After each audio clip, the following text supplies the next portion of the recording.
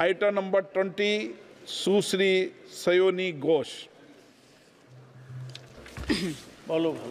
ये पहली बार की माननीय सदस्य सुना आप? जी हाँ, बहुत अच्छी है सर, सुनिए इनका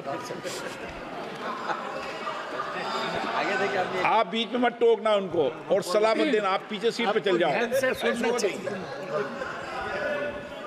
धन्यवाद अध्यक्ष महोदय, आपने मुझे बोलने का मौका दिया। मैं जादवपुर लोकसभा क्षेत्र से पहली बार चुनकर इस सदन में आई हूं और मैं धन्यवाद देना चाहती हूं मेरी लीडर ममता बनर्जी और अभिषेक बनर्जी का और जादवपुर लोकसभा क्षेत्र के सारे वोटरों का जिन्होंने मुझे भारी बहुमत से जिताया और इस सदन में भेज के बीजेपी को एक पैगाम दिया कि पश्चिम बंगाल में माननीय सदन में इन नेताओं को धन्यवाद नहीं होता। आप और ये संदेश सर, ये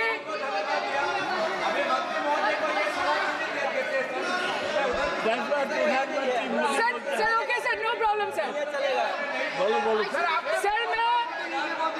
सर मैं धन्यवाद देना चाहती हूँ जादवपुर लोकसभा क्षेत्र के लोगों का जिन्होंने मुझे भारी बहुमत से यहाँ पे जिता के भेजा और ये पैगाम दिया कि पश्चिम बंगाल में नफरत की रणनीति और धोखेबाजी की राजनीति नहीं चलेगी। अध्यक्ष महोदय, मैं उम्मीद करूंगी कि आज आप मुझे पूरा बोलने का मौका दें, क्योंकि हाल ही में हुए नीति आयोग की जो मीटिंग हुई थी वहां पे हमारी माननीय मुख्यमंत्री, जो देश की एकमात्र महिला मुख्यमंत्री भी है, उनका माइक बीच राह में ऑफ कर दिया गया था। वो बंगाल के अरे अभी तो शुरुआत है, ये तो ट्रेलर है, पिक्चर बाकी है। अध्यक्ष महोदय, मैं आपसे ये बोलना चाहती हूँ कि वो बंगाल के हक के लिए यहाँ पे सवाल उठाने आई थी, वो बंगाल के लोगों की बात रखने यहाँ पे आई थी, लेकिन उनका माइक ऑफ कर दिया गया। आपके माध्यम से मैं इस सदन में उपस्थित वहाँ जो बैठे हैं माननीय सदस्य, कोई भी घटना को सर एक लाइन आपका डिलीट करेंगे सर, एक लाइन सर मैं यही बताना चाहती हूँ कि बंगाल के लोगों का आगे जाके बंगाल की लोग आपके पार्टी की माइक ऑफ कर देंगे। बस एक चुनाव बाकी है, आप देख लीजिएगा। Sir, all India Trinamool Congress इस सदन और इस देश का थर्ड लार्जेस्ट ऑपोजिशन पार्टी है और हम आपसे धन्यवाद हम आपको देते हैं कि आपने हमको रेलवे, स्वास्थ्य, शिक्षा और आज ये पशुपालन जैसे महत्वपूर्ण विषय पे चर्चा करने का मौका दिया। लेकिन तृणमूल कांग्रेस आगे जाके देश के हर महत्वपूर्ण मुद्दे पे बात करेगा, चाहे वो चीन का अनैतिक रूप से इस देश में प्रवेश हो या वो 700 से ऊपर आंदोलन जीवी किसानों की। माननीय सदस्य, आप पहली बार बोल रही हैं, मैं आपको हस्तक्षेप नहीं करना चाहता, लेकिन जिस अनुदानों की मांगों पर चर्चा सर अभी आ रहे हैं सर नीट के घोटाले से लेके जीएसटी के बोझ तक, एयरपोर्ट की छत टूट जाने से लेके रेल पटरी से छूट जाने तक तृणमूल कांग्रेस के सदस्य, हर सांसद देश के हर गंभीर मुद्दे पर चर्चा करेंगे। बस यही आपको बोलना था। Respected sir, Mamati Manush is the Magna Carta of the governance of West Bengal and our party, and I feel truly honored that today I've been given the opportunity to talk on a ministry which is intrinsic to the Mamati Manush of the country. हमारे किसान अपनी मवेशी को, अपनी फसल को माँ की तरह पूछते हैं, जिस खेत में वो हल चलाते हैं उस जमीन को नमन करते हैं। But does this major sector get support from the government? Sir, Indian agriculture supplies around 58% of India's livelihood and is a principal source of income for half of the population, accounting for 17 to 18% of the country's GDP. 70% of India's rural poor depend on livestock and farm animals. But does this sector get what it deserves?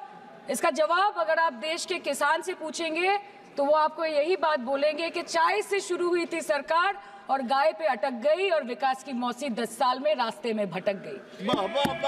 Sir, exorbitantly high cost of cattle and poultry feed under the mismanagement of this sector by the current government and wholesale fodder inflation hovering between 25% to 28.6% in the last 2 to 3 years, it is a 9-year high. Sir, किसान खुद क्या खाएंगे? अपने परिवार के लोगों का खिलाएंगे? अपनी गाय, भैंस, भेड़, बकरी को क्या खिलाएंगे? सर, ऐसे ही वारदात होते हैं जहां गरीबी से जूझता हुआ एक किसान उसको अपनी गाय भेड़ बकरी को बेचने में मजबूर करते हैं और अंत में जाके वो अपनी खुद की जान ले लेते हैं। सर, पिछले 10 सालों में 1,12,000 किसानों ने इस देश में आत्महत्या की। एनसीआरबी की एक रिपोर्ट के अनुसार 10 साल में हर दिन इस देश में एवरेज में 30 किसान हर दिन अपनी जान ले लेते हैं। सर, इस देश के लोगों का यही है किस्सा कि जिसको जिताया वो राजा की तरह जाएगा और जिन्होंने जिताया वो फकीर की तरह। सर, ये बहुत गौरक्षा की भी बातें करते हैं। देश के लोगों को ये पता होना चाहिए that there is a fodder crisis in India, and the Union Minister has himself stated in a written reply in Rajya Sabha that yes, the country is deficit in fodder. So it means that cows are dying without food in government-owned goshalas, especially the BJP-ruled state. 74,000 cattle had died at Panjrapols in Sundarnagar and Banaskantha district of Gujarat in the last 3 years. 200 cows were found dead in Madhya Pradesh's Shivpuri district. 173 cows allegedly died in a week in Chhattisgarh. And 74,016 cows had died in Hingonia Gaushala in Jaipur during the previous BJP government in Rajasthan. तो sir, पहले खाना ही नहीं मिला, fodder crisis, फिर मिल भी जाए तो इतना महंगा कि किसान खरीद ही नहीं पा रहा है, फॉडर इन्फ्लेशन, और सर खाना मिल भी जाए तो पशुओं की बीमारी। उससे मुकाबला करने के लिए इस सरकार ने क्या किया? The Parliamentary Standing Committee on Agriculture, Animal Husbandry and Food Processing presented its report which stated that 32.7 lakh cattle were infected by the viral lumpy skin disease across several states and a whopping 2.4 lakh cattle died within months.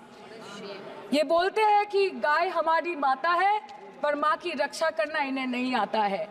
अध्यक्ष महोदय, हम सब जानते हैं कि इस ministry के अंतर्गत डेयरी भी आता है और भारत इस पूरी दुनिया में दूध के उत्पादन में नंबर 1 है, contributing to almost 24.46% of global milk production.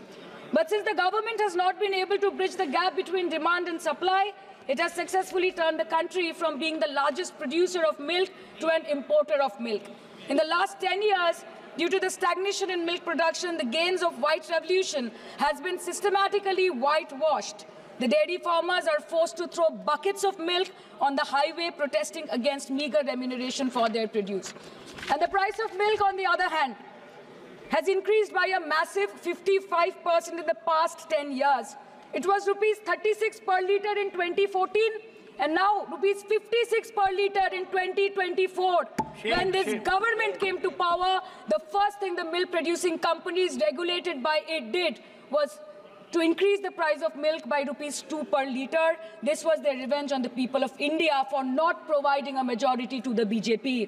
आम आदमी के दूध, छाछ, लस्सी, दही, पनीर पर 5% की GST, क्रीम, कंडेंस्ड मिल्क, मक्खन, घी पर 12% की GST और अमीरों के हीरो पर सिर्फ 1.5% की GST। सरकार उनको रिलीफ नहीं देती है जो विदेश में जाके मिल्क शेक और लाते की चुस्कियां लगाते हैं। ये सरकार उनको रिलीफ नहीं देती जो आम आदमी 2 पैकेट दूध खरीदने से पहले 10 बार सोचता है। सर, बचपन से हम सुनते आए थे कि संडे हो या मंडे रोज खाओ अंडे। India rank 2nd in egg production in the world और अंडे का फंडा यही है सर कि भारत के बच्चों के किस्मत में महीने में एक अंडा नहीं मिलता। मिड डे मील के चलते हफ्ते में अगर एक आध अंडा मिल भी रहा था तो कहीं धर्म के नाम पे तो कहीं महंगाई के चलते उसे बंद करने की मांग उठ रही है। Sir, more than 50% children under the age of 5 suffer from chronic malnutrition in the country and roughly 17% children are underweight, and yet most BJP ruled states do not serve eggs in midday meal scheme. This is the example of Poshan Kal in India. Sir, अंत पे आते हैं मच्छी पे। आप अभी दूसरी ministry प्रक्रिया तो पता नहीं कहाँ पे जाके ये खत्म होने वाला है। मैडम, मैं बस ये कहना चाहती हूँ कि इस बीजेपी सरकार ने पिछले 10 सालों में इस देश के लिए क्या किया, उससे बड़ी तालिका बनेगी कि 10 साल में क्या क्या कर सकते थे पर किया नहीं। 2014 में जो किसान मोदी है तो मुमकिन है सोच के और अच्छे दिन के ख्वाब देख के बीजेपी को वोट दे रहा था, आज 10 साल बाद वो बोलता है कि मोदी है तो नामुमकिन है। शायद अभी वो किसान है भी नहीं। तो इसीलिए मैं बोलना चाहती हूँ कि समय बड़ा महत्वपूर्ण होता है अध्यक्ष महोदय और बड़ा बलवान। बंगाली में हम एक बात बोलते हैं कि समय गेले साधन होबे ना। इसका मतलब यही है कि अगर समय चला गया तो साधना नहीं होगी। अगर भक्त रूठ गए तो आराधना नहीं होगी। और 303 से 240 के आंकड़े बोलते हैं कि इस बार जो आप चले गए तो दोबारा लौटने की संभावना नहीं होगी। तो यही बोल के मैं अपनी बात खत्म करती हूँ। Thank you so much.